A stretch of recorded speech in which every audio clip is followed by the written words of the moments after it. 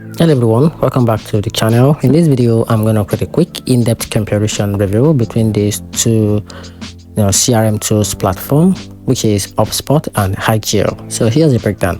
HubSpot CRM is a full-featured customer management platform that combines contact tracking, deals pipeline, email sequence, automation, reporting, and marketing tools all in one place. It's easy to use and scales well as your business grows, which make it ideal if you want a system that handles sales and marketing together with strong analytics and automation.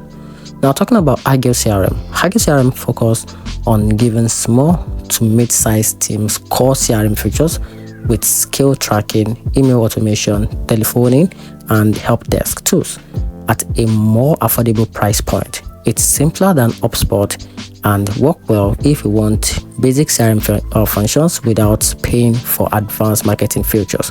However, Agile CRM automations and reporting aren't as deep as HubSpot.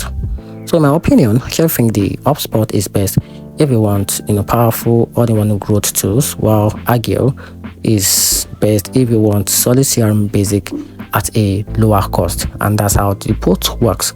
Hope you find the video helpful. If you do, turn on the notification button and make sure you subscribe for more review.